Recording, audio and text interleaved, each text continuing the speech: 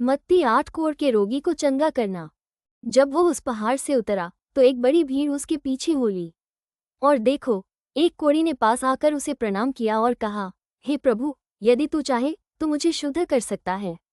यीशु ने हाथ बढ़ाकर उसे छुआ और कहा, मैं चाहता हूँ, तू शुद्ध हो जा। और वो तुरंत कोढ़ से शुद्ध हो गया।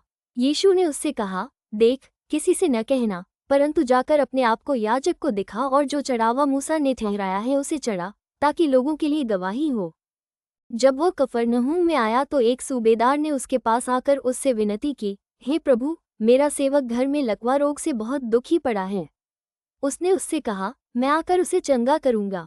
सूबेदार ने उत्तर दिया, हे प्रभु, मैं इस योग्य नहीं कि तू मेरी छत तले आए, परंतु केवल मुख से कह दे तो मेरा सेवक चंगा हो जाएगा।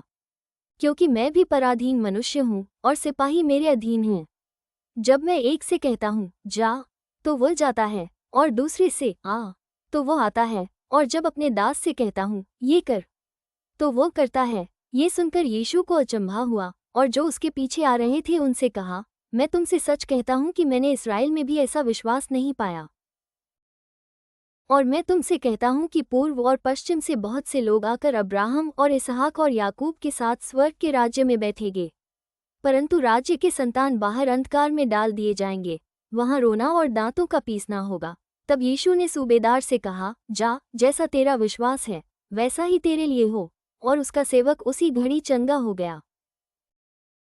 अनेक रोगियों को चंगा करना। यीशु जब पतरस के घर आया तो उसने उसकी सास को ज्वर में पड़ी देखा। उसने उसका हाथ छुआ और उसका ज्वर उतर गया, और वो उठकर उसकी सेवा करने लगी।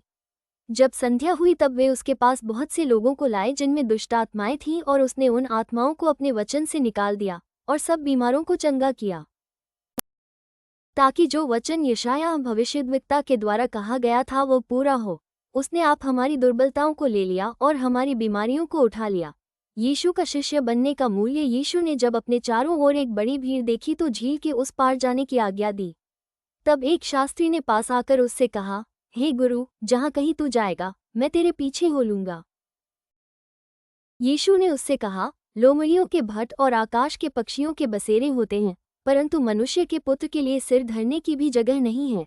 एक और चेले ने उससे कहा, हे प्रभु, मुझे पहले जाने दे कि अपने पिता को गाड़ दूं। यीशु ने उससे कहा, तू मेरे पीछे हो ले और मुर्दों को अपने मुर्दे गाड़ने दे। तूफान को शांत करना। जब वो नाव पर चढ़ा तो उसके चेले उसके पीछे हो लिए। और देखो, झील में एक ऐसा बड़ा तूफान उठा कि नाव लहरों से धंकने लगी और वो सो रहा था। तब चेलों ने पास आकर उसे जगाया और कहा, हे प्रभु, हमें बचा, हम नष्ट हुए जाते हैं।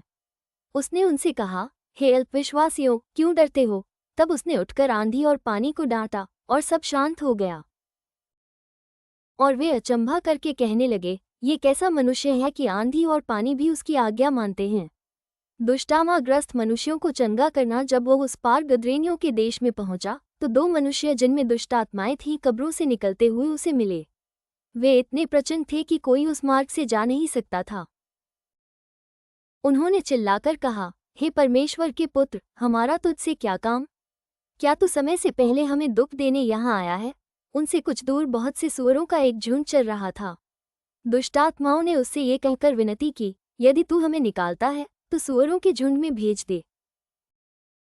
उसने उनसे कहा, जाओ, और वे निकलकर सूअरों में बैठ गईं, और देखो, सारा झुंड कड़ाड़े पर से झपटकर पानी में जा पड़ा और डूब मरा। उनके चरवाहे भागे और नगर में जाकर ये सब बातें और जिनमें दुष्टात्माएं थीं उनका सारा हाल कह सुनाया। तब सारे नगर के लोग यीशु से भेंट करने को निकल आए और उसे देखकर विनती की कि हमारी सीमा से बाहर चला जा। आमीन।